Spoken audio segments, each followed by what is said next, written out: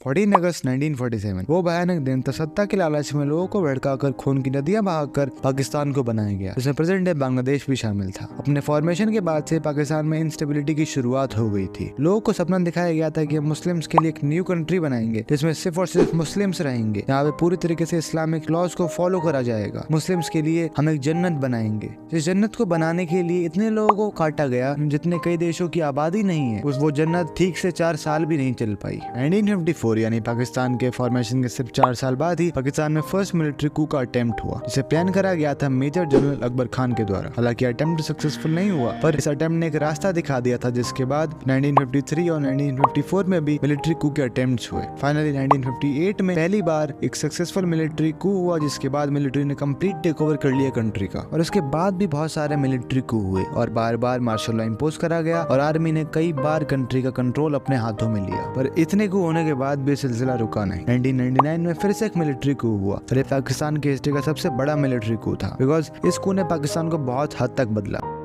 1999 में जनरल परवेज मुशर्रफ ने पाकिस्तान का कंप्लीट टेक ओवर कर लिया और उसके बाद जबरदस्ती पाकिस्तान का प्रेसिडेंट भी बन गए। इवन इसने तो किसी को भी नहीं छोड़ा, चीफ जस्टिस और ना ही प्राइम मिनिस्टर को। और इस आदमी ने तो अपनी पावर को बढ़ाने के लिए कॉन्स्टिट्यूशन तक को बदल डाला। और जिस कंट्री में एक मिलिट्री लीडर कॉन्स्टिट्यूशन तक को बदल सकता है अपने फायदे के लिए, उस कंट्री में कंट्री की पावरफुल इंस्टीट्यूशंस जैसे कि लेजिस्लेचर और जुडिशरी का क्या हाल होगा, इस चीज का आप अंदाजा भी नहीं लगा सकते। अब शायद आपके मन में एक सवाल जरूर आया होगा कि पाकिस्तान में ही ऐसा क्यों होता है? क्या उनके मिलिट्री के पास कुछ काम नहीं है, या फिर वो माउंटेन ड्यू पी के कुछ तूफानी करना निकल पड़ते हैं और फिर पूरी कंट्री को हिलाकर रख देते हैं? सो जोक्स अपार्ट, पर कंट्री में इतने फ्रीक्वेंट को होने का रीजन है कि मिलिट्री कंट्री को अपने हिसाब से चलाना चाहती है। जब भी कोई इलेक्टेड लीडर देश को अपने हिसाब से चलाने लगता है, वैसे ही मिलिट्री उस इंसान को, उस लीडर को सत्ता से हटा देती है। जैसे आपने इमरान खान के साथ ऐसा होते देखा होगा कि कैसे आर्मी जनरल से टकराव होने के बाद इमरान खान को सत्ता से हटा दिया गया।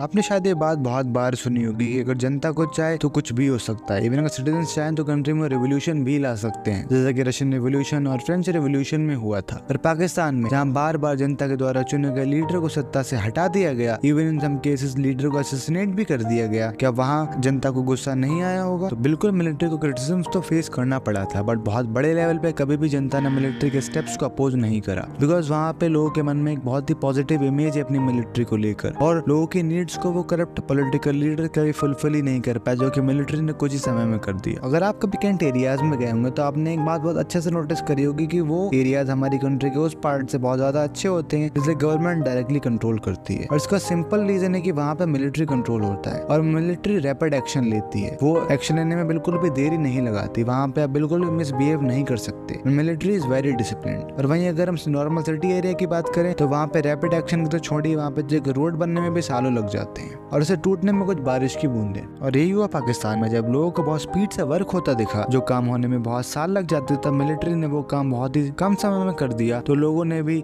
मिलिट्री को ज्यादा अपोज नहीं करा। पर मिलिट्री रूल शॉर्ट टर्म के लिए तो अच्छा होता है, बट लॉन्ग टर्म के लिए ये किसी भी कंट्री को एक बहुत बड़ी प्रॉब्लम में ढकेल सकता है, because absolute power corrupts.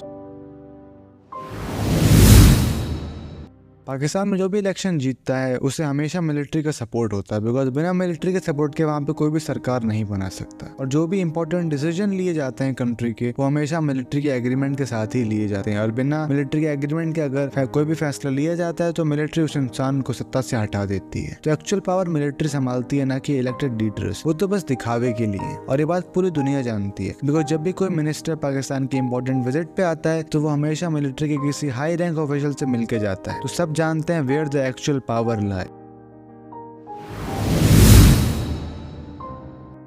Military का काम क्या होता है? ऑब्वियसली देश की रक्षा करना, बट पाकिस्तान के केस में ऐसा नहीं है, बिकॉज उनकी मिलिट्री ये सब करने के साथ साथ और भी बहुत कुछ करती है, जैसे कि प्लॉट्स को बेचना। अराउंड 1.5 लाख करोड़ का बिजनेस एम्पायर बना चुकी है पाक आर्मी, जो कि एक इंसेन अमाउंट है। ऑलमोस्ट 15 बिजनेस एंटिटीज हैं जो कि पाकिस्तान आर्मी ओन करती है। जैसे भारत में अडानी ग्रुप, टाटा ग्रुप और रिलायंस इंडस्ट्रीज जैसे बड़े बड़े ग्रुप्स हैं, वैसे ही पाकिस्तान में भी एक बहुत बड़ा ग्रुप है जिसका नाम है पाक आर्मी लिमिटेड, जो कि बिलियंस में रेवेन्यू जनरेट करता है। And it is one of the most corrupt militaries in the world, जिसका हमें रिसेंट प्रूफ में मिलता है। जनरल बाजवा जो कि आर्मी से रिटायर हो चुके हैं, उनकी नेटवर्थ कुछ भी नहीं थी 2016 में, बट 2016 से 22 के बीच में तब वो चीफ ऑफ आर्मी स्टाफ बन गए थे। तो अपने टेन्योर के बीच में उन्होंने पता नहीं क्या जादू करा कि उनके फैमिली के मेंबर्स रातों रात बिलियनियर्स बन गए। और एक इंसेन अमाउंट है, बिकॉज ये सिर्फ ऑफिशियल फिगर है, अनऑफिशियली पता नहीं उन्होंने कितना पैसा छापा होगा। मतलब मेरी समझ में ये नहीं आ रहा है कि इतना पैसा आया कहाँ से। और इनकी फैमिली के पास इतना करप्शन का पैसा है कि ये पाकिस्तान का इकोनॉमिक क्राइसिस भी ठीक कर सकते हैं कुछ समय के लिए, जो कि करेंगे नहीं वो हम सबको पता है।